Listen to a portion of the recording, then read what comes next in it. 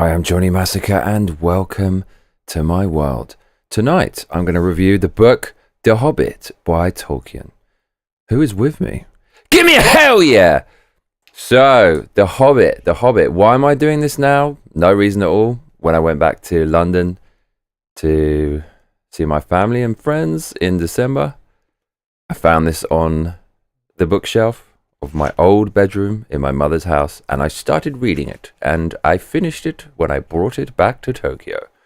That's why I am reviewing it, and it's the best fiction book I've ever read, quite simply. The best book I've ever read is probably non-fiction, but this is the best fiction book I've ever read. So the story of The Hobbit is about the protagonist Bilbo, who's a hairy-footed hobbit, and he is bullied, if you will, in my opinion, nuclear hot take, to go on a quest by the wizard Gandalf, who is the kind of mentor wizard archetype, with 13 dwarves, so the dwarves can reclaim the throne of their family, which is located under what is known as the Lone Mountain. There's one problem, though. A dragon guards the Lone Mountain. The dragon has stolen the dwarves' homeland and a lot of gold as well, which he keeps in a hoard under the mountain. Now, the various stages of this adventure are Bilbo Baggins the Hobbit leaves the Shire, his homeland, with the 13 dwarves, and Gandalf is sometimes with them, but he fucks off at the worst times possible. So the first trial that they face is against a bunch of ogres. This is expertly written and very engaging, and the first real sign of danger for the group. And then after that, they need to get to this wood called Mirkwood. And in order to do that, they have to go through the Misty Mountains. Now, the mountains are full of danger, and they take refuge in a cave. And when they do that, unbeknown to Gandalf, there's a secret door at the back of the cave which opens up, and goblins kidnap all the dwarves and the hobbit. Of course, they get out, but when they do, they're pursued by the goblins. Also, Bilbo gets separated from the dwarves in the Misty Mountains, and then that's the first time he really has to overcome a trial on his own, at which point he meets Gollum. It's the only part Gollum is in this book. It's an amazing chapter. It's part horror. The way the tension builds when Gollum is coming closer and closer to Bilbo is amazing. And Bilbo, of course, escapes and regroups with the dwarves, at which point they are attacked by the pursuing goblins and what is known as wargs, which are kind of big wolves that are worse than real wolves, and they can talk and stuff like that. Gandalf fucks them up, and then they go to meet someone called Beorn. So Beorn is this friendly beast. He's a shapeshifter in the woods, and he sets them on the way to Mirkwood. So Mirkwood is the last barrier before they get to the Lone Mountain, and they can attempt to recapture the dwarves' homeland. Mirkwood is fucking mental. There's giant spiders in there and shit. There's wood elves, all kind of things happening there. And the dwarves essentially get kidnapped by the spiders, and Bilbo has to save them, and they're starving to death in Mirkwood, and eventually the wood elves capture them, and Bilbo has to help the dwarves escape from the wood elves' underground kingdom. It's very nerdy stuff, but it is awesome. And then when they get out of Mirkwood, the dwarves and Bilbo, they find what is known as Esgaroth, or it used to be known as Esgaroth. It's the lake town. It's the town of men. So far, we've got various races in the book. We've got dwarves, we've got hobbits, we've got elves, and now we have men. And the men provide the dwarves with some provisions and stuff like that, because they want the dragon gotten rid of and for the dwarves to recapture their homeland so the rivers can flow with gold once again and everyone can be prosperous. So finally, the dwarves and Bilbo, the hobbit, end up at the Lonely Mountain. They find the dragon. The dragon isn't killed by the dwarves or Bilbo. When they get there, they realize, shit, we don't have any plan, not only to kill the dragon, but also to get this treasure out of this mountain, which is completely insane. But anyways, just go with it. And then the dragon fucks off, and in his rage, he kind of guesses after speaking to Bilbo that they're in cahoots with the men from Lake Town / Esgaroth. And so the dragon fucks off to Lake Town to destroy it in a rage. And then you're introduced to a character known as Bard, and he's this hero who originally came from a place known as Dale, near the Lone Mountain, which was also destroyed by Smaug. And Bard kills Smaug with a black arrow. And then it's not over, bruv. So after that, the dwarves get mad greedy, and they want to keep all the treasure for themselves, even though the treasure is intermingled with other treasure from Bard's people in Dale and whatnot. And right at the end, the goblins attack and try to take all the gold for themselves, because word has gotten around to all the races that the dragon is dead and the gold is up for grabs. So because goblins are the common enemy of all the other benevolent races in The Hobbit, the dwarves, the elves, and the men put their differences aside, and they fight what is known the Battle of the Five Armies to take out the goblins, at which point the head of the dwarves, known as Thorin, son of Thrain, son of Thrawn, ends up getting killed. And it's probably the right thing, because he's a massive greedy bastard, and he kind of turns on Bilbo the Hobbit at one point, which I found quite disappointing, but it's a really good part of the book. Anyways, Tolkien here bringing up some historical truths that people will band together and put their differences aside to fight a common enemy. In the book it says, quote, "How Gandalf knew cannot be said, but it is plain that he had not expected this sudden assault of the goblins. This is the plan that he made in council with the Elven King, and with Bard," that's the head of the men, "and with Dane, head of the of one faction of dwarves. For the dwarf lord now joined them. The goblins were the foes of all, and at their coming all other quarrels were forgotten."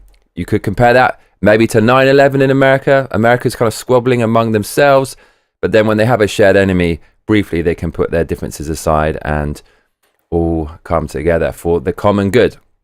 So in the end, after all of this, Bilbo, the protagonist, and he's a hero, and he goes home a changed man. So that is the story of The Hobbit. And now I'm going to describe the characters. So if you have even a passing interest in this nerdy stuff, Tolkien, Dungeons and Dragons, you will be familiar with dwarves. Now, the dwarves are amazing in this book. I fucking love the dwarves, and I'm ashamed to admit it, because now I'm in the bracket of plenty of other nerds out there who love dwarves. And they're just so fucking funny, man. They're cute, and they're very, very, very flawed. They are grumbling, they are muttering, they are bumbling, and they are stubborn. Here is a quote from the book.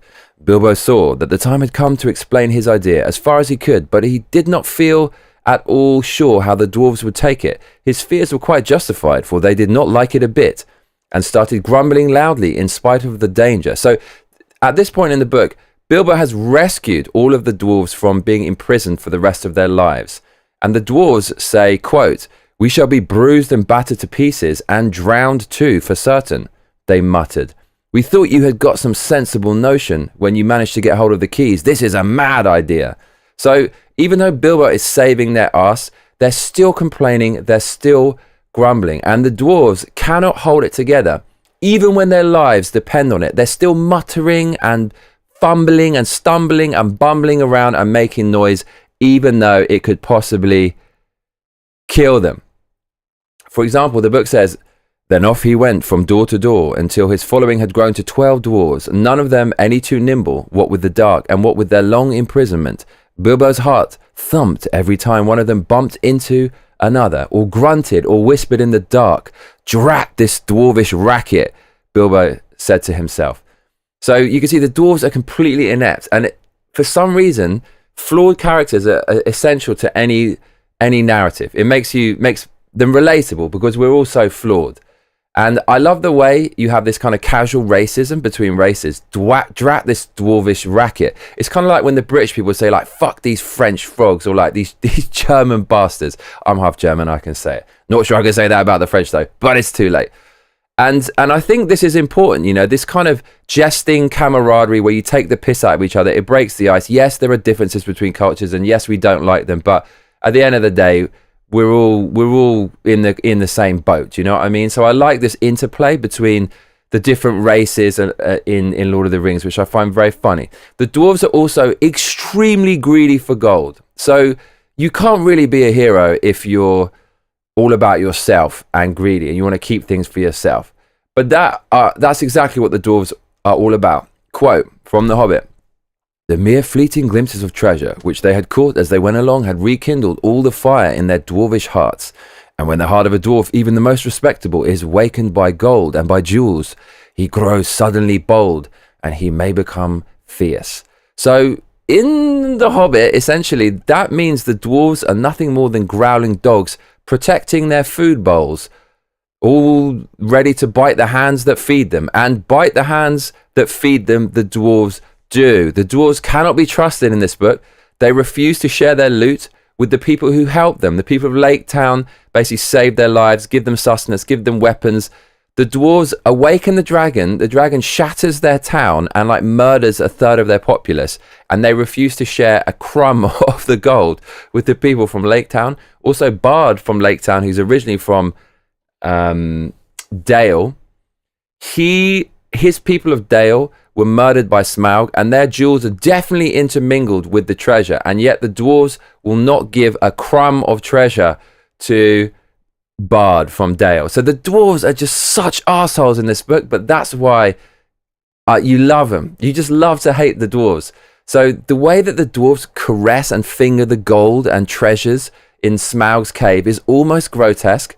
And then they have this thing called the Arkenstone, which is the ultimate diamond inside Smaug's hoard, and it's almost like they forget the undulating sea of gold and mail and mythical armor and weapons just for this one Arkenstone. Then they're obsessed with that. They're obsessed with that over anything else.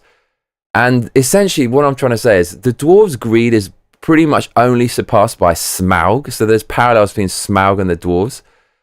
The dwarves easily fall in love with the hoard, just like Smaug kind of does. The dwarves have more use for it. Smaug is definitely cunty than the dwarves, but the dwarves are greedy as fuck, and they remind me a little bit of mini Smaugs. And so it is quite just that the head of the dwarves ends up dying because of his greed, and it serves him right. And the dwarves are also massive cowards. They're massive cowards, bruv. Seriously. So when it's time to go into Smaug's lair, after having been repeatedly saved by Bilbo, this tiny little hobbit that shouldn't really be saving them because the dwarves are the ones who are armed and they're the ones who are supposed to be good at combat. This is a chapter from, this is an excerpt from The Hobbit. So Bilbo's trying to get some of the dwarves to come with him into Smaug's cave. And it says, Bilbo did not expect a chorus of volunteers, so he was not disappointed. Fili and Kili, the dwarves, and they die, by the way. The young dwarves, they get killed. Why did they have to die? Looked uncomfortable and stood on one leg. But the others made no pretense of offering, except old Balin, the lookout man, who was rather fond of the Hobbit. So the lookout man, so the military dwarves, they don't even offer to help him when they've come all the way to the end. The old dwarf says he would come inside at least, and perhaps a bit of the way. So the nicest, kindest, bravest dwarf will only come a bit of the way into the tunnel, and that's it. And Tolkien actually spells out that the dwarves are basically assholes here. This is exactly what Tolkien says. And he breaks the fourth wall here, and which he does a lot in the book, which makes it sound like a kind of story being told in front of a roaring fire. The most that can be said for the dwarves is this. They intended to pay Bilbo really handsomely for his services. They had brought him to do a nasty job for them, like cynical Machiavellian bastards, and they did not mind the poor little fellow doing it if he would. But they would all have done their best to get him out of trouble if he got into it, as they did in the case of the trolls at the beginning of their adventures, before they had any particular reasons for being grateful for him. So they completely don't recognize his dignity at all. They're so cynical. Like, unless you do something for me, fuck off, don't even want to know you. There it is. Dwarves are not heroes, says Tolkien, but calculating folk with a great idea of the value of money. Does this sell you the idea of a dwarf? Do you want a dwarf as your friend? Some are tricky and treacherous and pretty bad lots. Some are not, but are decent enough people like Thorin and company, if you don't expect too much. So that's basically Tolkien's description of the dwarves. They're massive assholes, and that's why I love them. But I'm sorry, even Thorin, the leader of these dwarves, isn't decent enough, like Tolkien says. Because near the end of this book, after getting all the treasure, Thorin is basically ready to leave Bilbo for dead after Bilbo saved his life multiple times, and he banishes Bilbo and everyone who helped him as well. And the only reason that Thorin apologizes to everyone at the end is on his deathbed, because he has to cynically join forces with everyone else to save his ass when the goblins attack. So the dwarves are the most Machiavellian, cynical bastards, except for Smaug. And I could go on and on and on about their inept kind of character and how bumbling they are and how much of a liability they are. So when they go towards Smaug, Bilbo says you have to be really quiet. And it says, down, down they went. The dwarves could not, of course, compare with the Hobbit in real stealth. And they made a deal of puffing and shuffling, which echoes magnified alarmingly. So, like, the dwarves are just going to get you killed, aside from all their other bad qualities. I could go on and on and on. They're so ungrateful as well. I'm going to keep going. I'm going to keep cussing the dwarves, right? So here's another part which just shows you how much of an a-hole each dwarf is. So Bilbo saves the dwarves from permanent incarceration in the Wood Elves' cave after getting out of Mirkwood. And the book says, poor fat Bomber was asleep or senseless. Dori, Nori, Ori, Owen, and Glowin were waterlogged. These are all the dwarves, and seemed only half alive. They all had to be carried one by one and laid helpless on the shore. Well, here we are, said leader of the dwarves, Thorin, and I suppose we ought to thank our stars, and Mr. Baggins. I'm sure he has a right to expect it, though I wish he could have arranged a more comfortable journey. Ungrateful bastard, just saved his life. Still, all very much at your service once more, Mr. Baggins. No doubt we shall feel properly grateful when we are fed and recovered. In the meanwhile, what's next? Fuck you, Thorin, leader of the dwarves. Imagine you save someone's ass and they say to you, yeah, I'll probably feel thankful and grateful when I get some food and like I feel better. And so what's next? Like, fuck these guys. The dwarves are just the biggest assholes, but that's why I love them so much. So let's go on to Bilbo. We talked a lot about the dwarves. So Bilbo, he's an everyman right until the end. Even though he's the hero and protagonist, he's an everyman until the end. Even at the end, he still does a few cowardly things. So it's in his nature to be an everyman. And he's not really supposed to be your typical ass kicker. He's just a regular guy who got caught up in this mad adventure. But he does grow and he does transform. He's a true hero. And he's got many great qualities. Bilbo is purely good, apart from one thing he does at the end with the Arkenstone, which I can't really understand, but we'll get that later. He's a purely good character. Even when Smaug, the evil dragon, the antagonist, nearly enchants Bilbo with his charming, brainwashing dragon talk to turn him against the dwarves, Bilbo resists and deflects from his company's mission to steal the gold in order to protect them from Smaug. Quote, I tell you, Bilbo said, in an effort to remain loyal to his friends and to keep his end up, that gold was only an afterthought to us. So Bilbo is essentially incorruptible. Quote, but even the enchanted desire of the gold hoard had fallen from Bilbo. So the dwarves look at the gold, and when you see it, Tolkien describes of the lust and the grandeur and the allure of the treasure. But Bilbo forgets about it really quickly. So he's incorruptible. He's a true hero. He's also an unknown quantity because Smaug has never smelled him before. So that it kind of suggests that in your strategy, it's good to have some kind of unknown quantity about you, even if you're not that powerful. The power of the unknown is actually almost greater in some respects than a powerful warrior. And Bilbo is obviously useful in unexpected ways in this quest. And I think Tolkien essentially wrote Bilbo because Tolkien was in World War One and he was drafted. And I think The Hobbit is the idea of the everyman. It could be you, it could be me, it could be just your mate Dave down the road. We've all got to go to war. I think that is why Tolkien wrote Bilbo. It's essentially a metaphor for being drafted into World War One. It has to be. It just has to be. So now we get to Smaug. Now Smaug the dragon, he's fucking awesome. He's very rereadable. You can go back and read his brief passage time and time again. It just gets better every time. Quote, Smaug lay with wings folded like an immeasurable bat, turned partly on one side, so that the hobbit could see his underparts and his long pale belly, crusted with gems and fragments of gold from his long lying on his costly bed. Quote, but the dragon did not wake, not yet, but shifted into other dreams of greed and violence. Smaug is fucking awesome. I mean, how can you not like Smaug after that introduction? He's magnificent and he's powerful. His breath alone can wilt grass and melt arrows, and that's before he even breathes fire. Another passage from the book. He issued from the gate. The waters rose in fierce whistling steam, and he soared blazing into the air and settled on the mountaintop in a spout of green and scarlet flame. I mean, fuck, man. Tolkien, what a G. Smaug is curious to a fault. He's arrogant. He's cunning. He's greedy. He's sadistic. As he is destroying Lake Town and just murdering its inhabitants, the book says, just now he was enjoying the sport of town baiting more than he had enjoyed anything for years.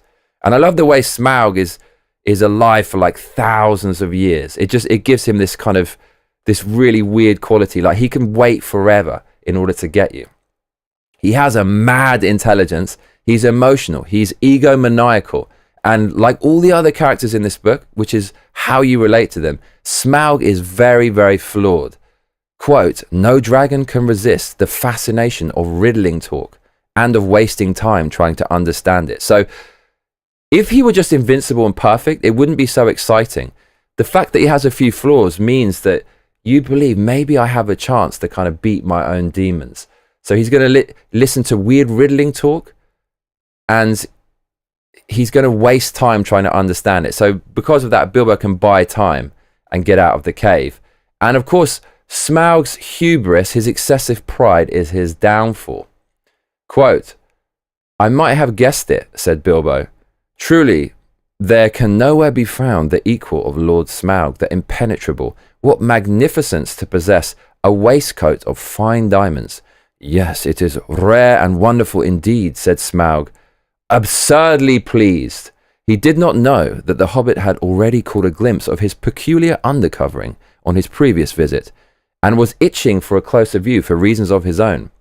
The dragon rolled over. Look, he said, what do you say to that? So the dragon is absurdly pleased that even his enemy recognizes his wealth, which is obviously a big weak point of his. He loses focus on what's really going on. And Smaug, because he's so proud, he couldn't resist showing his underbelly, which is covered in scales, but also encrusted with gold and diamonds, which gives him an added layer of protection. And in doing that, he reveals his weak point, which is eventually what leads to his demise when he's shot with the black arrow, which I fucking love. And we're going to get to this arrow in a minute, this evocative arrow. So Smaug's pride is his downfall.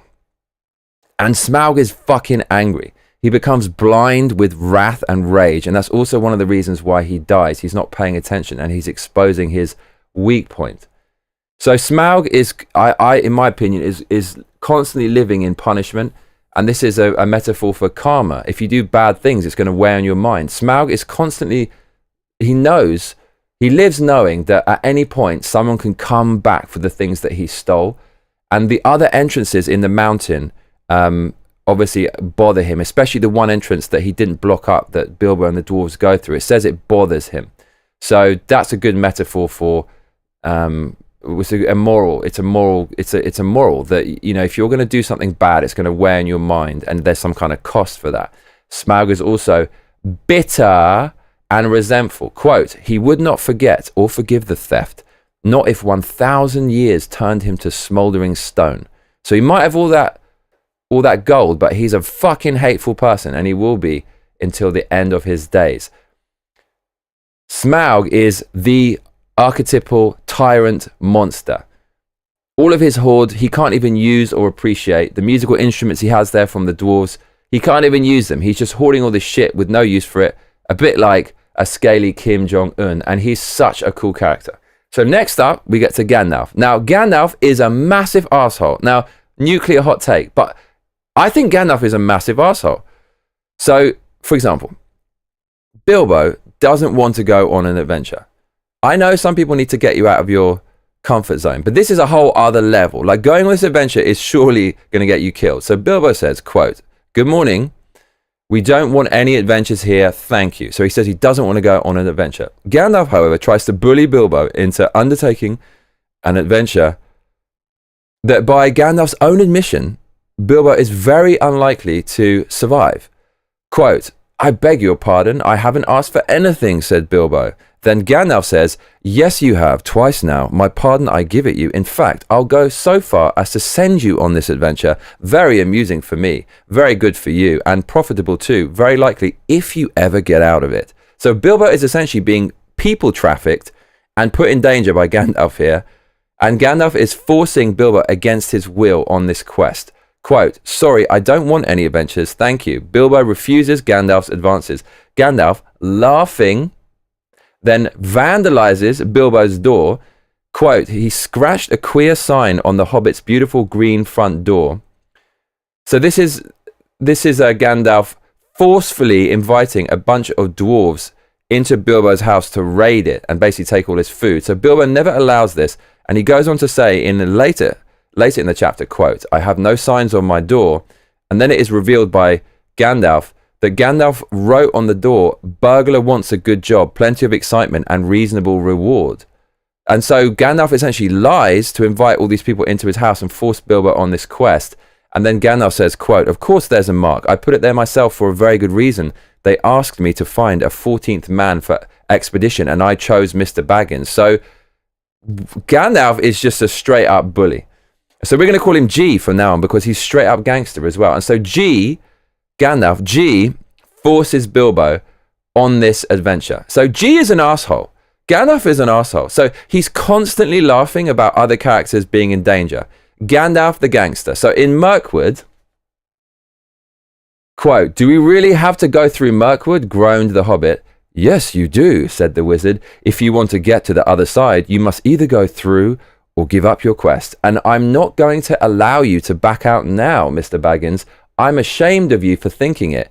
You have got to look after these dwarves for me." He laughed. So he knows he can easily die in Mirkwood. Spiders everywhere. The necromancer's in this fucking forest, which is basically Sauron. And he's laughing. And he says, "You can't back out now." He won't let him. So Gandalf straight up people trafficking and kidnapping and blackmailing here. And Gandalf appears happy to send the characters to their doom. Quote, "I don't advise you to go anywhere near the places overlooked by his dark tower. Stick to the forest track. Keep your spirits up. Hope for the best. And with a tremendous slice of luck, you may, in italics, come out one day." Man, is this the kind of guy you want to be dealing with? So Gandalf is also constantly joking about Bilbo and the dwarves dying, and he never tells anyone his intentions. He's always covering shit up. So again, he says, "You may, in italics, come through all right. Although you have an unpleasant time just in front of you." Okay.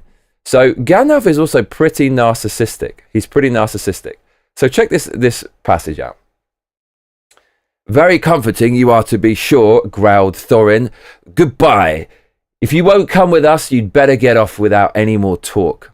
"Goodbye then, and really goodbye," said Gandalf, and he turned to his horse and rode down into the west. But he could not resist the temptation to have the last word. Before he had passed quite out of hearing, he turned and put his hands to his mouth and called to them.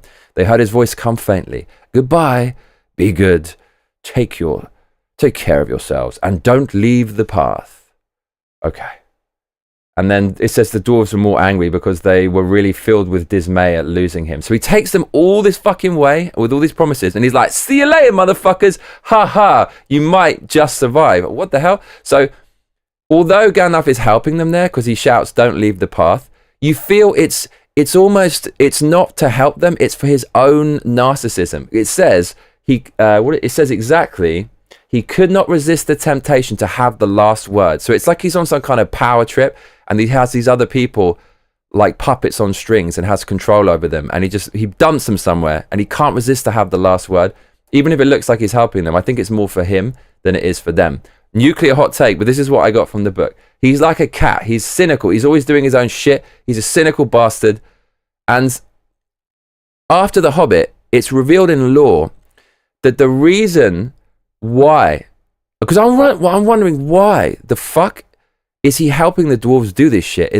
He's never explained. He kind of half helps them and fucks off and comes back and fucks off. and he puts Bilbo on this quest. It's never revealed why, but it's revealed in lore later, I believe in Lord of the Rings, that the reason Gandalf helps the dwarves go to the Lone Mountain to destroy Smaug and get their treasure and reclaim their homeland under the mountain is because Gandalf believes this quest is of strategic importance. Because later on, when Sauron, which is the necromancer in this book, reveals himself and becomes strong, Gandalf wants the dwarves to have a geopolitical vantage point in the mountains. That's why he's helping them. But he never tells them this. So he's essentially manipulating and using the dwarves for his own ends. Yes, it's going to save the world at the end of the day, but you've got to fucking tell people this. You can't be that Machiavellian, because these people could die, and then it would be your responsibility. So, yeah, Gandalf is mad cynical. The only way I can reconcile with Gandalf's character is to basically view it through the lens of a Greek tragedy, where Gandalf is essentially one of those gods who transcends the suffering of the short-sighted humans who are ignorant to the inevitability and necessity of suffering. So Joseph Campbell, who wrote The Hero with 1,000 Faces, who explains the hero's journey, explains this better than me. He says, where the more or less would be filled, when someone would be, I actually think I wrote this wrong, but he talks about being filled with indignation, and the tragic poet with pity and terror, mythology breaks the whole of life into a vast, horrendous, divine comedy. So that it kind of feels a bit like that, like Gandalf's laughing at it. He's like one of these gods, I mean, the Greek gods who kind of laugh and like torment people. And the gods are transcendent to the human experience of suffering. Suffering and joy and all that is just part of the same thing to the gods. And they've gone a stage beyond that. And they're looking at us flounder around and they're kind of just laughing at it. And Joseph Campbell says, the god's Olympian laugh is not escapist in the least, but hard with the hardness of life itself, which we may take it is the hardness of God, the creator. Mythology, in this respect, makes the tragic attitude seem somewhat hysterical and merely moral judgment short-sighted. Yet, the hardness is balanced by an assurance that all that we see is but the reflex of a power that endures, untouched by the pain. Thus, the tales are both pitiless and terrorless, suffused with the joy of a transcendent anonymity regarding itself in all of the self-centered battling egos that are born and die in time. So essentially, it looks like Gandalf is a god in this book. He comes across like a god because he seems to be nearly all-powerful and he seems to know everything and he seems to know what's going to happen. And maybe that's why he doesn't tell them what's going to happen, because he knows what's going to happen already because he is a god and he always talks about fate. And if you know what your fate is, you're essentially a god. And so that means all their panicking and suffering just looks hysterical to someone like him who has transcended the human experience and he's untouched by that pain. And so it's not so bad watching them suffer, because in the end they're going to get it one day when they go to heaven. So the only way I can reconcile Gandalf, G, being such an arsehole is that he's actually a god and he's just laughing at the human experience. So those are the main characters. Now, if you're just joining us, I'm Johnny Massacre, and we're reviewing the book known as The Hobbit, which I love, and it's my favourite fiction book of all time already. But if you have been watching from the beginning, then stop your grinning and drop your linen. Donate some cash and let's keep winning. Streamlabs.com/Johnny Massacre. The more you donate, the more of me you're going to get. So please consider donating. We made $320 last month. Thank you very much. I'm going to have to reset the target. I need to make $400 this month to keep the lights on top of the $260 worth of Patreon money, so $650 this month to survive. Can it be done? Let's embark on the hero's journey together. You can start by adding a little bit of finance to Smaug's Horde. Streamlabs.com/Johnny Massacre, or consider becoming a patron at patreon.com/Johnny Massacre. With that said, let's now talk about the themes of The Hobbit. So the themes of The Hobbit, in my opinion, are adventure, of course, personal development, friendship, loyalty, legacy, family, camaraderie, wealth, greed, food, feasting and starvation, the human condition, seasons, geography, lunar and solar cycles, war, strategy, resources, thievery, clandestine activity, race, luck, magic and supernatural, karma, fate, and death. So the parts that really captured my imagination in this book, that just stood out for me and just rank as things on my mental list that I want to share with you are as follows. So the hero's journey really captured my imagination. The hero's journey is the tale of someone leaving the comfort of their life, going on an adventure, facing difficulties, trials and tribulations, and coming back and returning to where they started off, transformed. And this is a great illustration of that. As I said before, I'm reading The Man with a Thousand Faces by Joseph Campbell, which really explains the psychology of the hero's journey, and it is fascinating. And this helped me understand what the hero's journey is much more. Other things in this book that kind of stayed with me that I want to tell you about is food. The way Tolkien talks about food is just weirdly compelling. He doesn't describe it that much, but the way he lists the food and just the way it's presented in the book is really memorable. And it feels like this came from life in the trenches when Tolkien was in World War One. Obviously, he was hungry out there, and they had rations and things they didn't want to eat. So in this book, they talk of some food called cram, which I think is a metaphor for the rations that Tolkien had in World War One. And also, you have to remember that in Tolkien's day, there's no internet, there's no smartphones. I mean, this was written in 1937. So back then, I think feasting and sitting around a table and merrymaking with friends was a great joy, not like today where kids are sat around the table looking at their smartphones. So the way he describes food in this book and the way he describes the social scene of banqueting and feasting and stuff like that is really a joy. For example, when Gandalf and the dwarves reach Beorn's house, this friendly shape-shifting beast, it's mentioned that for breakfast they have bread, butter and honey, and clotted cream, and you can get bacon and eggs and coffee and tea and cherry tarts and cheese and beer and apple juice and more things than I can remember. So the way they talk about food in this book brings a sense of comfort to the reader, as well as warmth and realism. And these characters eat the same stuff that we eat, so it makes them more relatable and believable. And also, they're always starving in this book because they go on these mad adventures, they get separated from one another, they lose their rations and provisions, which adds stakes and tension and drama to the proceedings. And they're often always starving, which humanizes the characters, it humanizes the Hobbit. Hunger is a universal experience, of course, so you can relate to him there again. And whenever they talk about how hungry they are, it's essentially Tolkien's way of saying they're thinking about giving up and going home. And it reminds us of the sacrifices we have to make to attain great things, one of which is hunger.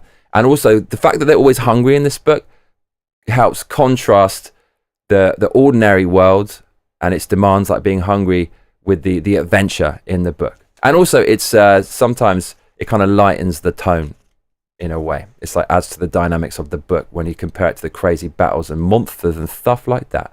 Hello, Independent Men United in the comments. You love this book. So do I. It's wonderful. So another thing in this book that really stayed with me that I want to share with you is, I think wealth, the way they talk about money and the greed as a theme. It's such a recurring theme of greed in this book, and also strategy and war. And I think those things all bleed into one another, right? Wealth and greed and strategy and war. So in the end, when Smaug dies, the dwarves have all this treasure and they suddenly realize, fuck, everyone else is coming to get the treasure. And that's kind of like what would happen in real life. It reminds me of the way countries will battle over land or some islands, right? Like right now, Russia and Japan and like China, they're all kind of like battling over islands and stuff. And it just shows you that over history, the human condition is just constant. You know, we're always greedy. We always want more. And whether it's like 1937 in Hobbit or 2024, people are cynical and power hungry, and they'll always gravitate towards any opportunities where they can get something. And that's such a perennial theme in this book. So, I mean, think of like, China and Taiwan. They want to get a piece of that. Think of China and Hong Kong, what happened there. Think of the gold hoard in this, and then the elves and the men and even the goblins. They all will gravitate towards it to get it. So the themes of wealth and money and war and strategy are really interesting in this book indeed. So the strategy elements that are really interesting, one of which is siege, the idea of siege. So the dwarves have this gold, and then they realize, fuck, like, people are coming to get it. So how are we gonna deal with this? So the wood elves and the men make an alliance, and they essentially put it under siege. So the dwarves are kind of fucked, and they're going to run out of food. But they send out a message via ravens to their dwarven brothers in the Iron Hills in the east. East is actually north in the real world, but in the book it's east. And so then the tables turn. The dwarves come down, and then the wood elves, who are very powerful, and the men realize, okay, fuck, so we've been kind of checked here by the other dwarves.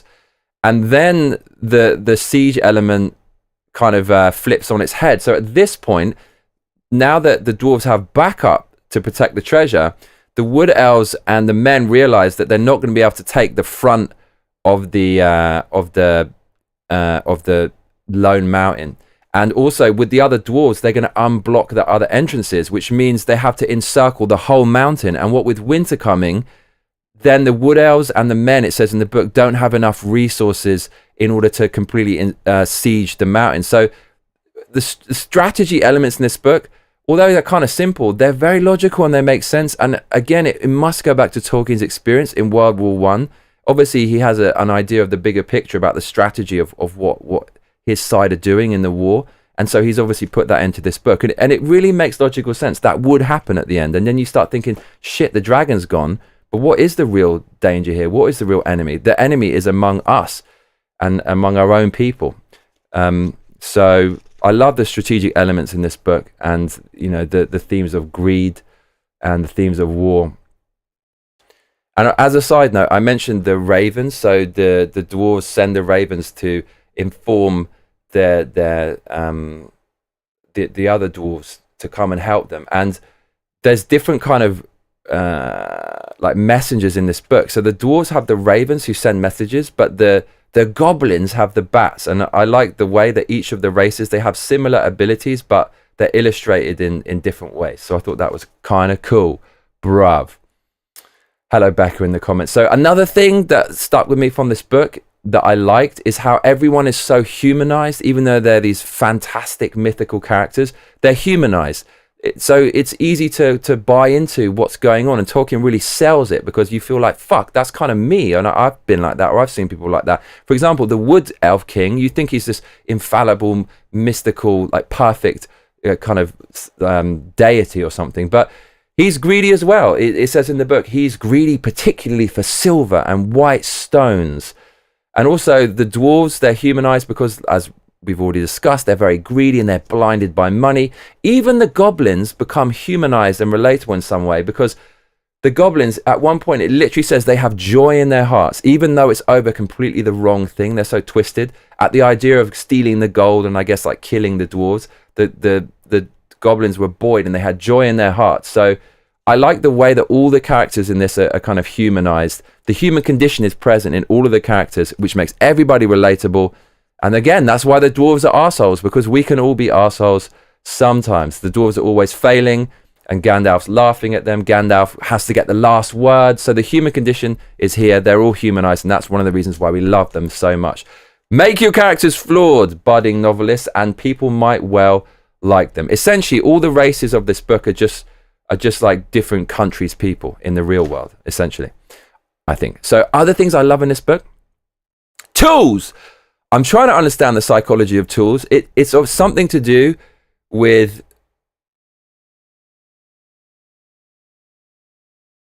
archetypes. So I think it's in the collective subconscious of humanity that tools are good. Like, well, I should pick this up and I should break this and I should crack this open.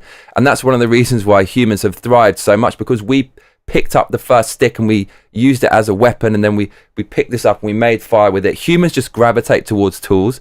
So I think at a base archetypal level, that's one of the reasons we're obsessed with them. But there's obviously other psychological things going on which makes tools and weapons so appealing. And I love the tools, and I love the weapons, and I love the armor. It's so satisfying in this book. So there's like armor which is mithril, and it describes it, and it's made from, some of it's made from gold, and some of it's made from silver, and some of it's made by this magician or wizard or this elf or whatnot. There's mythical weapons in it. There's a blade called Orcrist, which is made by the elves in like the first age or the second age or something that they come across in the trolls kind of like treasure hoard.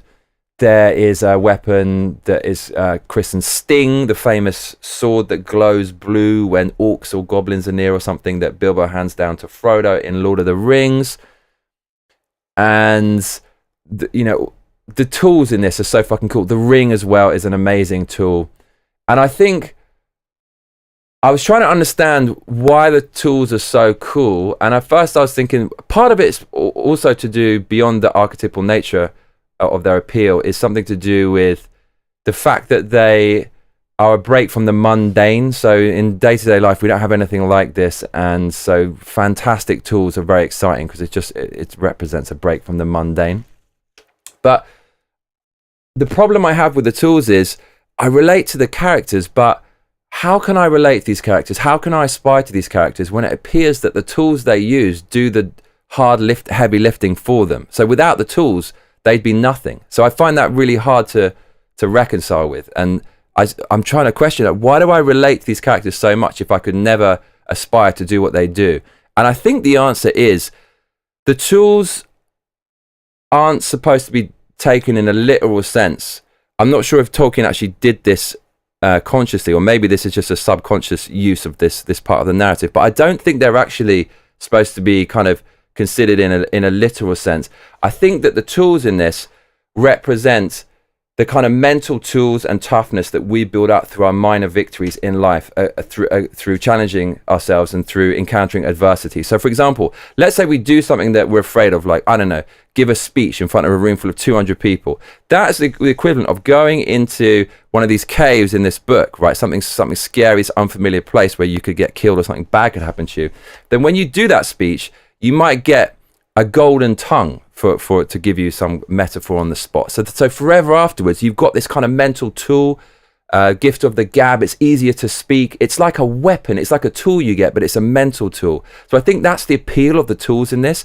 It's a way to appeal to the archetypal part of our brains that knows deep down we have to challenge things that we're afraid of to find meaning in life. And when we do that, we're going to get something. And in the book, it's illustrated with a tool, but it really appeals to us because that's just what we want to do. And we know deep down what we have to do as human beings. So that's what I think the tools partly represent in the book. I think the tools are peripheral, and they simply give the character the chance to unlock parts of themselves that were buried too deep to even know that they existed within themselves. So yes, the ring allows Bilbo to beat the spiders, but not without the latent courage and bravery the ring made him realize he had. It wasn't just the ring, it was Bilbo's bravery. Because Bilbo, he wears the ring, he'd die without it, but then he still has to antagonize the spiders, sing a song about them, infuriate them, cut the webs and stab them. So, you know, plenty of people in life had the money or had the gifts or had the help, but not all of them became true heroes or had great success. This is kind of a dodgy analogy, but Arnold Schwarzenegger, he had steroids, right? He admitted it, right, when he was at his peak. But everybody else had the steroids. They had the tools, right? But only Arnold, like, he ended up being the hero, and he ended up, you know, getting the gold and really becoming top dog because he was obviously brave. He was obviously brave. And in the same way, Bilbo, he has these kind of tools, but he's already got these qualities within himself. And without the tools, he would never knew they even existed. So perhaps these tools are also a way to encourage you to kind of test yourself, because there's things you've got which are inside you, which might surprise yourself, and you might do better than you had ever imagined. So another tool in this book that I super love is the Black Arrow. Now, the Black Arrow is fucking badass. So the Black Arrow, Bard who kills Smaug, he uses the Black Arrow. And I have to find it in the book. Actually, we have to find this. We have to find this because I didn't write it down earlier, but I've got to read it to you because it just sounds so goddamn cool. So the Black Arrow is the last arrow that Bard has that he uses to kill Smaug, and he saves it till last. And I thought that part was just super, super awesome. So he's got this Black Arrow, and the Black Arrow has been passed down through generations of his family. And it has never been lost, it says. The arrow has never, ever been lost.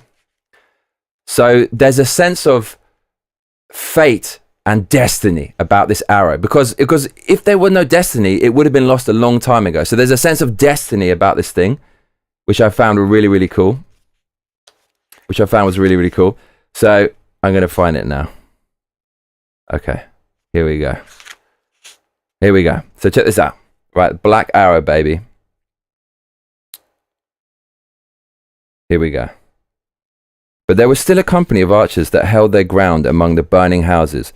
Their captain was Bard, grim-voiced and grim-faced, whose friends had accused him of prophesizing floods and poisoned fish, though they knew his worth and courage. He was a descendant, he's a realist, he was a descendant in long line of Girion, Lord of Dale, whose wife and child had escaped down the running river from ruin long ago. Now he shot with a great yew bow till all his arrows but one were spent. The flames were near him, his companions were leaving him. He bent his bow for the last time.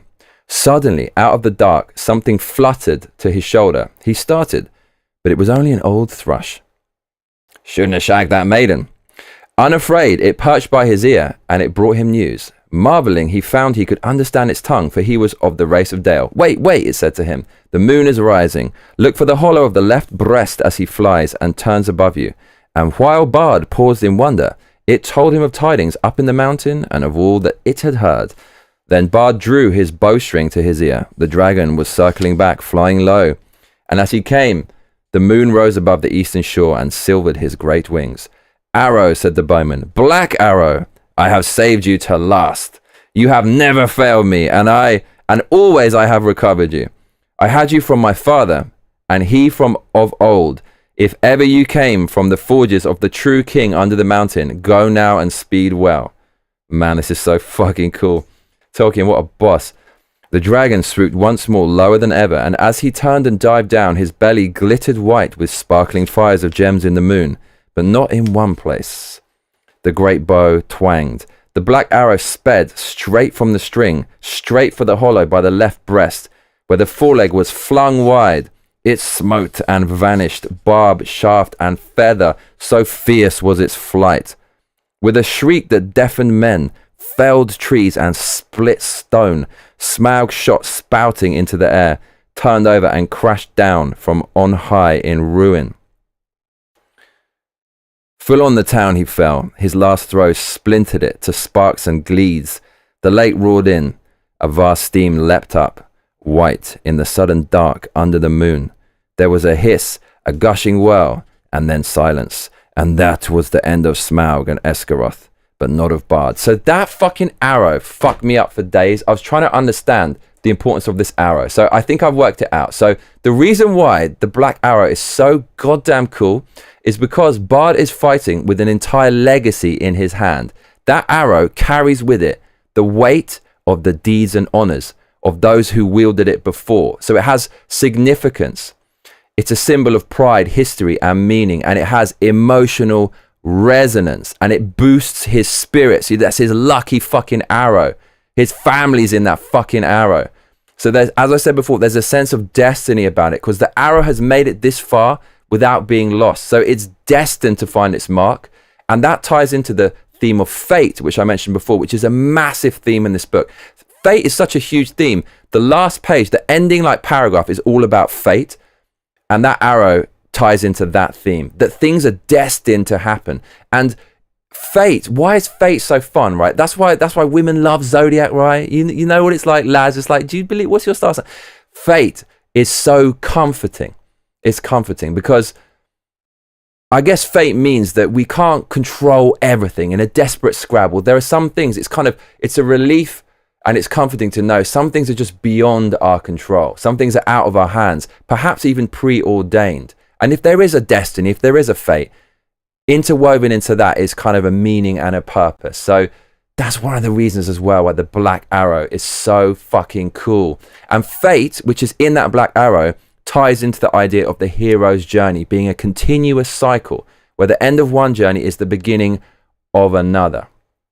And this is illustrated in the weapon's magical qualities being enhanced by the deeds that they have performed before. Someone's journey before, they killed something with the arrow, they retain the arrow, they pass it on to another one. It's part of a cycle. And so Joseph Campbell, who talks about the hero's journey, he talks about this cycle, and he says how there's almost nothing greater a hero can do than to go out, perform a battle, and come back and pass that knowledge on to someone else to start a new adventure. That is like nearly one of the apexes of the hero's journey. You go and you take this, you slay the beast, you take the knowledge, and then you pass it on to other people. You inspire other people. And the arrow represents that, man. It's the cycle of the hero's journey. So Bard is a fucking hero, bruv, as is his family. So the weapon, the black arrow, it kind of connects Bard to a greater story, to his ancestors and significant events. The black arrow, baby, is so fucking cool. I love the black arrow. Other things in this book that I love is the humor. It's a funny book. I never laugh at books, but I actually did laugh out loud a few times. The humor is delightful. It's on point. The hijinks of the inept dwarves and the interplay between races who all view each other as inferior or annoying in some way is really funny, but they're all forced to get along. And this is an allegory for real life or being in the office or business. It's like all these fucking cunts, you just have to get along with them. It's really funny. And I think the kind of the banter in this and the kind of like banter between the races is clearly Tolkien's experiences in the trenches, and the black humor he encountered there, where you have to get on with people. It's like, you wanker, what are you doing today, Dave, you silly twat, stop doing that. I think he's taken his experience in the trenches and the black humor they used there to probably to lighten the mood a little bit. I think he's put that into this book. So, I mean, there's some ridiculously funny stuff in this book. It's very quaint, but it's still funny. So Bilbo has to antagonize the spiders when he's got his ring on to get them away from the dwarves. They're about to kill them. And he sings this ridiculous song, which is, old fat spider spinning in a tree. Old fat spider can't see me. Attercop, Attercop, won't you stop? Stop your spinning and look for me. Old Tom Noddy, all big body. Old Tom Noddy can't spy me. Attercop, Attercop, down you drop. You'll never catch me up your tree. So that's a ridiculous song, and it makes the spiders incredibly angry, which I just find ridiculous. It says practically all the spiders in the place came after him. Some dropped to the ground, others raced along the branches, swung from tree to tree, or cast new ropes across the dark spaces. They made for his noise far quicker than he had expected. They were frightfully angry. Quite apart from the stones, no spider has ever liked being called Attercop. And Tom Noddy, of course, is insulting to anybody. I mean, this is fucking, it's so quaint and so silly and so funny. The idea of a giant spider being angry at being called Attercop, I don't even know what that is. It's just ludicrous. Another passage. Soon there came the sound of Lazy Lob and Attercop from among the trees away on the right. That upset the spiders greatly. They stopped advancing, and some went off in the direction of the voice. Attercop made them so angry they lost their wits. I just thought that was brilliant. So, very humorous book. The other thing that stayed with me is, of course, the ending. So, it feels like, going back to Fate, that's what this book is a large portion of it is about. That your destiny, there's a destiny, and your fate is preordained, and that is part of the hero's journey. It's you don't find your destiny, it finds you. And actually, it's an internal journey. It's already in you. And so it's going to come and find you. And that's what I got from the end of the book, that you're not really in control. The gods are in control.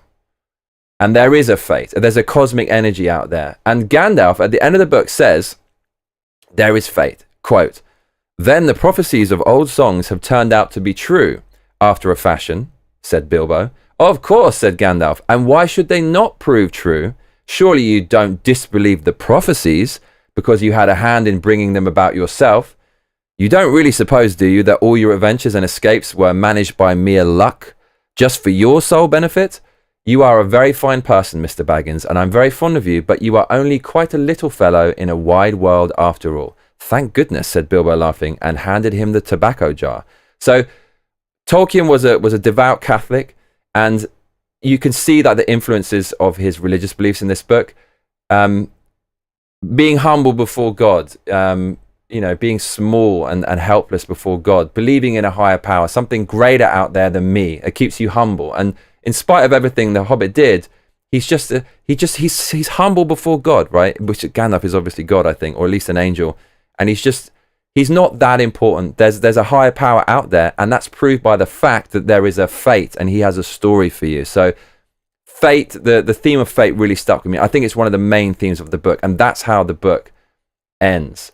And I love the way Bilbo, he is the selfless hero, and he is humble before God. He says, thank goodness I'm not all that special. And I think this comes from Tolkien's Catholic roots. So there are some amazing descriptions in this book. It's never overcooked, but wow, is it wonderful? So let me give you some of my favorite descriptions of the book. Revenge, he snorted. This is Smaug. Revenge, he snorted, and the light of his eyes lit the hall from floor to ceiling like scarlet lightning. Tolkien, you fucking savage, bruv. That's so good. The light of his eyes lit the hall from floor to ceiling like scarlet lightning. It's simple, but it's just, I can see it. Another one. Here's a description of loot in Smaug's hoard. The spears that were made for the armies of the great king Bladdathin. Each had a thrice-forged head, and their shafts were inlaid with cunning gold. It's brilliant. It's so fucking cool. I mean, gold cannot be cunning, but he's kind of humanizing the weapons, and he's alluding to the fact that the makers were really clever with it. I just thought that's fucking brilliant. And there's more humanizing of the weapons when Bilbo's fighting the spiders. It says, he scrambled and fell down the tree right into the middle of those on the ground. His little sword was something new in the way of stings for them. How it darted to and fro. It shone with delight as he stabbed at them. I love that. The way the sword is kind of alive and it's glee. It wants to kill things. I think that's so cool. And that also kind of really pushes home the fact that it's enchanted with some kind of energy, some spiritual energy, which is awesome. Plot holes or strange points. So the ending is kind of weird because this is the archetypal hero's journey, which means there's an inciting incident, and then you meet a mentor, which is like Gandalf, and then you cross a threshold, and after that you have like battles and trials and tribulations. Then you have a major loss or a death or something, and then you essentially win, and then you come back reborn and transformed with the divine energy in you, and then you share the spoils, the wisdom or the treasure with the village. That's what's supposed to happen. But he doesn't, like when Bilbo comes home, they're selling his shit. And although I guess this is part of the hero's journey where he uses his newfound experience to stop them from selling it, it's kind of hard to do. It says it takes years to stop them selling his shit. And his family's become estranged. His family, his extended cousins and stuff, they don't like him and they always have a grudge against him for not letting them sell his shit. So he doesn't come back to a hero's welcome. There's none of that. And he doesn't distribute his wealth with the hobbits. That's what you're supposed to do in the hero's journey. He actually gives away his wealth and distributes it with his new friends like the elves and the dwarves, but he's not understood by the village. But the book counters that by saying when he hangs out with dwarves and elves or goes to see them, he has a great time. But I found that kind of weird that he was estranged from his village. Myths are obviously flexible. A lot of Greek tragedies, they come back to tragedy and stuff. But still, I found that a little bit strange. But I'm wondering if that's perhaps a reflection of World War I, when Tolkien came back from the trenches. I guess he felt like a lot of veterans that he didn't fit in anymore. And after seeing all that, he just didn't, he kind of outgrown his origin. So I think there's an element of that in there. But anyways, this all serves to show Bilbo's transformation in the end. And it's British vibes. You know, British people tend to have a dark ending, British authors and directors and stuff. And also, the other thing in this book that I could not get over, is Bilbo stealing the fucking Arkenstone. So the dwarf, he says Thorin that, and this is his family heirloom, right? It has the same resonance as the Black Arrow. This is his treasure. It's not the treasure that's intermingled with the people from Dale. It's his Arkenstone. It's the main treasure source. Bilbo takes it when he knows what it is, and he doesn't tell him about it. Then he sneaks out when the dwarves won't do a deal with elves and men. He sneaks out and he gives the Arkenstone to the elves so then they can use it as a bargaining chip. Okay, so the irony of this is, like sidetracking a bit, is that Thorin, he has to give away a 14th of the treasure in order to get the Arkenstone back. That was always going to be Bilbo's share. So he says, I'll give away Bilbo's share because he's a traitor. He stole my stone and gave it to the elves in order to force through an alliance with me and the men and the elves. But it means that, greedy Thorin could have just given them that money in the beginning, formed an alliance earlier, and been better prepared for the goblins that were coming, because Frodo would have probably given it up anyway. So that serves to show how wasteful being greedy is. And I also like the way that in the build up to this, it's said somewhere from one of the characters giving advice to the dwarves that, I think it was like the crows or some kind of creature says, yeah, it's the ravens. The ravens advise Thorin, the leader of the dwarves, to make peace with the men and the elves like generations before in order to keep peace and prosper. Because if you try to keep all the treasure, they're all going to siege you, and it's going to be too difficult to be stable, and it's just going to take so long. It's not even going to be worth it. But Thorin says no, and in the end, he has to give away some treasure anyways, because Bilbo engineered it by stealing the stone and giving it to the elves. So it was all a big waste of time being greedy with the treasure. Just give a bit away to the people who helped you, and then you're going to have more of a gain later. So that was a nice kind of moral to be told, that basically don't be greedy. But even so, Bilbo stealing his fucking family's stone and giving it away, it's for the greater good, but that's like the end justifies the means. Mate, that's your fucking mate. That's a golden rule. You don't throw your mate under the bus. He saved the dwarves a lot of times, but the dwarves did save him as well from the trolls.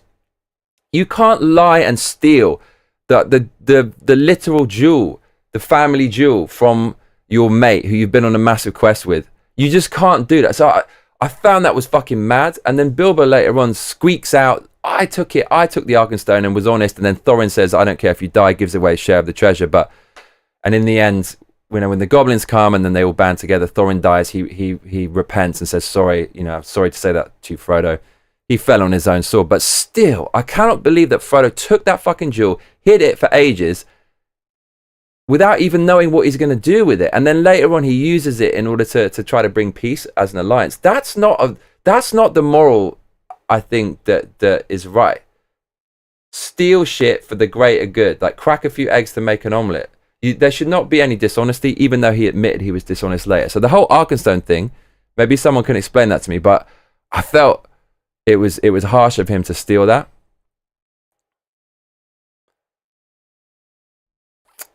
And then the other thing in the book, we've got the necromancer. So the necromancer is alluded to a little bit, and Gandalf, apparently that's why Gandalf fucked off. He was dealing with the necromancer, and I think that's Sauron, and it turns out to be Sauron. But that is Machiavellian from Gandalf. He used the dwarves in order to get some kind of strategic advantage by having them recapture the mountain for a later battle with Sauron, even though he didn't tell them, and he just said, I'm helping you to get some gold. So that was kind of fucked up from Gandalf, even though maybe at the time when the book was written, Tolkien hadn't even thought about that. And if that is the case, it still doesn't answer the question why Gandalf is helping these motherfuckers at all. So final thoughts, if you've made it this far, this book has changed my life. I love how this book helps us learn about how to make allies and the value of collaboration and diplomacy, as I've just discussed. I love how it's a cautionary tale against greed, and I like a lot of the moral lessons within. As I said before, Thorin had a choice to give the gold to the men, and he should have done, because the men's homeland was robbed and the treasure was intermingled with the men's treasure. And Tolkien previously hinted at how stability that got them the treasure came from allies, yet Thorin said no, and he'll decide to be trapped in the mountain forever, even with sieges, even though he had a plan to stall them because he's wily and the treasure's making him all Machiavellian. In the end, as I said, Thorin gives away his share, Bilbo's share, in exchange for the Arkenstone. He could have done it all along. He could have just given the share in the beginning, and Bilbo would have probably given up his share anyways.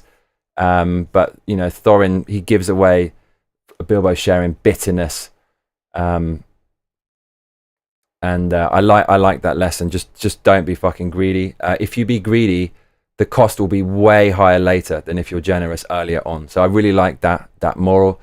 and you know, also on the themes of greed. You know, Smaug dying from his greed, and I like the weird twist of fate and karma that Smaug is killed by the very treasure that he stole and was hoarding. So the arrow that he was killed by, apparently that arrow is from that mountain. It's alluded to that it was built under that mountain by the dwarves and ended up going to the men. Ironically, you know, the dwarves and men didn't want to make a deal at that point, but the arrow was forged in the place that Smaug stole. So the moral there is your negative actions have consequences. You steal a mountain, then an arrow from that mountain might end up killing you. And I like that moral as well. So The Hobbit is already finding a way into my writing and the way that I speak, and my personality has influenced me that much. The tone, the grammar, the rhythm of the prose and all that kind of stuff. And the journey and the hero's journey, it's massively influenced me. I'm so lucky to have stumbled upon this. Much like how Bilbo, I should say, stumbled upon the ring. You see, this book you project onto everything, and it's not that I'm taking advice from Tolkien or life advice from goblins and orcs and fucking like black arrows. What it is, this book illustrates the things that are already within our subconscious. It unlocks the things that are already within our subconscious, the desire for transformation, the desire for change, the desire to meet adversity, the desire for growth. But we can't understand those because they're so buried within our subconscious. They're archetypal. They're within the collective unconscious, but they're dormant. This book simply illustrates what's already within the human psyche in a way we can understand, and then we can understand these desires we have. And so I project the book onto everything because it's just part of the human experience. I see dwarves everywhere now. I see elves everywhere. I see black arrows because these are just metaphors for what's already in us, and this book helps us understand it. It helps us understand meaning and purpose a lot better. So I'm very grateful for reading this. This book awakens what's already within us, but is obfuscated in dream and the pits of our subconscious.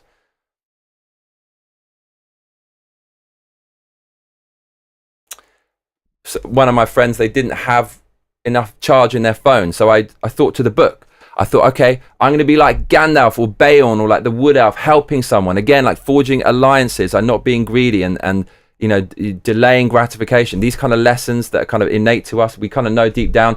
I gave her like a phone charger, and I was like, do you have a cable? It's like, you don't. And I didn't know where the cable was. I looked all over my apartment. I felt a bit like, you know, like the Wood Elf, like trying to find some items to give to the. I was like, okay, here's the cable. And then I was like, do you have a wall charger? So I went to find that, and then I sent her away, and I said, you know, good luck on your adventure. And I felt like, wow, that was the right thing to do. But again, these are just innate parts of the collective unconscious. It's, you know, being sociable animals and like treating others how you want to be treated. Like all of these things are in the book, and this book helps to awaken those parts of us. So it's very inspirational. It's very inspirational. Interestingly, in this book, the ring doesn't corrupt Bilbo, but it does later in Lord of the Rings. That's kind of an interesting point. So Tolkien adapted Lord of the Rings, and, you know, a bit like a James Cameron sequel, just like ramped it up later and expanded on it. And the moral of the story, I think, is it doesn't matter how you get there, Massacre mates. It doesn't matter how you get there. And your path getting there will probably be nothing like you envisaged, for better or worse. It might be a bit messy, but so long as you decide to go on the journey, as long as you decide to walk the walk, you decide to get up, you decide to move, with a bit of luck and some help from your friends, you'll get what you're aiming at. Although, ironically, once you get there, what you wanted might not be what you thought it was. Nevertheless, it will make you a stronger person, getting up and walking that walk, going on the journey, and it will give you meaning and purpose in your life. And this shows that the hero's journey is not an external journey. As Joseph Campbell said, it's an internal journey. It's a journey inwards. It's a journey of personal development and transformation. In the end,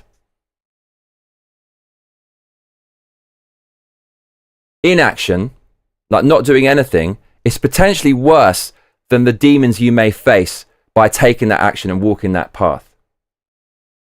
Quote from Thorin in the book, "I must feel the wind on my face soon or die. I think I would rather be smashed by Smaug in the open than suffocate in here." He's stuck in a tunnel. So waiting and not doing anything is actually potentially worse in the long run than facing those fears. And ironically, the dragon isn't actually your worst enemy in reality. The worst enemy is yourself.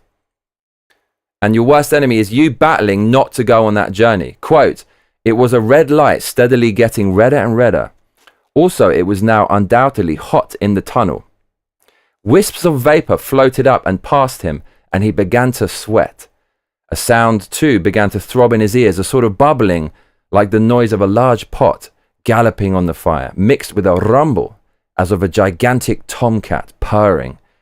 This grew to the unmistakable gurgling noise of the vast animal snoring in its sleep down there in the red glow in front of him." It was at this point Bilbo stopped. Going on from there was the bravest thing he ever did. The tremendous things that happened afterwards were as nothing compared to it. He fought the real battle in the tunnel alone before he ever saw the vast danger that lay in wait.